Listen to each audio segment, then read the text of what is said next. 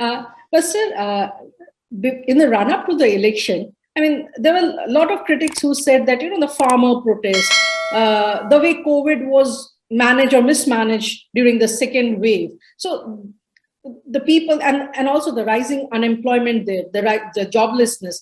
I mean, that would create a dent in the BJP's vote bank, but that doesn't seem to have happened. I mean, even if you see the Western UP region, in fact, you have mentioned about the Western UP region in your book, also in the chapter dealing with agriculture. So how come the farmer protest did not, manage to, get votes for the opposition party?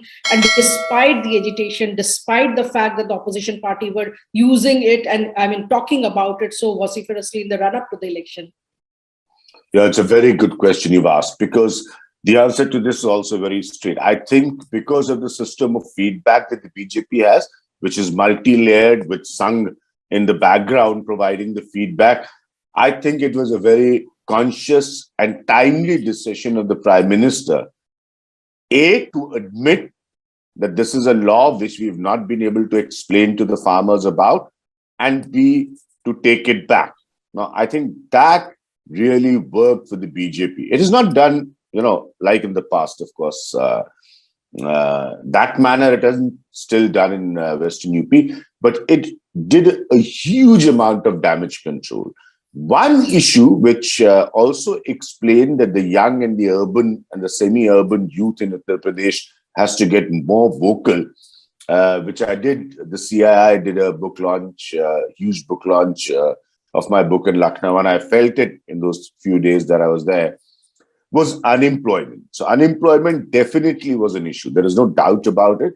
But I think it needed to be voiced more strongly. I've said it in the past as well.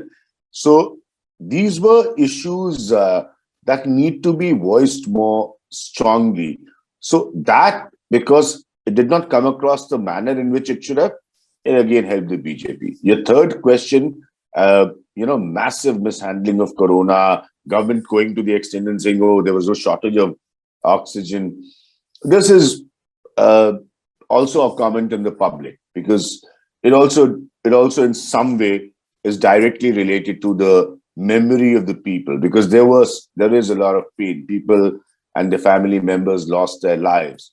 So BJP, on the other hand, managed to convince the people. And when I heard it from people, and I asked the same question, which is a very right question you've asked. So they said that the sentiment against the government, which was built in the second wave of corona and terrible handling, there's no doubt about it, that was eventually reduced to a large extent with the fact that vaccinations happened.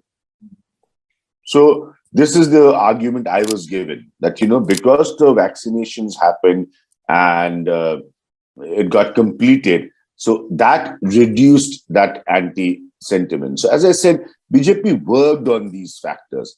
And earlier also I said, if a few of these factors were more dominant against the BJP, it could have been in much more trouble. But it really worked on these factors. There's no doubt about that. So do you think it was the Modi wave or the Yogi wave that won BJP the election? Or as people are now saying, that is a Modi-Yogi wave that jointly played a role? Again, a very good question. I've been saying in my shows, in fact, when I started the season 3 of Parivartan, my show, the first episode was on the Modi factor. And I said it there and then.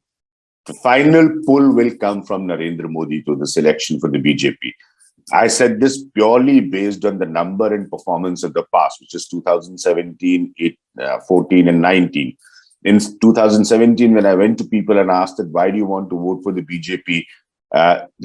In fact, their response is, we're going to vote for Modi.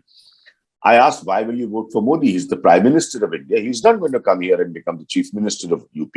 They very clearly told me, but whoever he selects will be the right person. So number one thing that clicked for the BJP, see, in politics, when something, or in life, when something succeeds, you have many fathers to it. If it fails, you become almost in a Congress-like situation right now.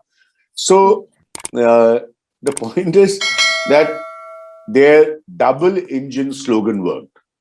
So Modi kept on harping double engine, so it worked. Secondly, Modi talked development. All the other language or the other bhashan, which people like Yogi are known for, that was left to the others. Modi's focus was. So I most definitely feel that it was the Modi factor which provided the turnaround push and reduced the anti-incumbency. Every government has an anti-incumbency. So I think that helped eventually the BJP the most. And if you see, it's a party which also works and builds on momentum, and such as the BJP election victories in the past.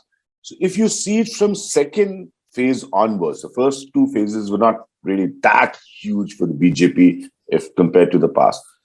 Third onwards, it just kept on building up.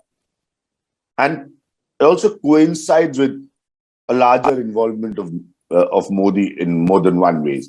So it just kept on building up, and from there it never looked back. So if you keep seeing each phase, you will see how BJP kept on gaining, and Samajwadi Party at some level either kept on being at a plateau or getting reduced. So as a result of this, they gained. So I would put it very importantly, the Modi factor. There's no doubt about it.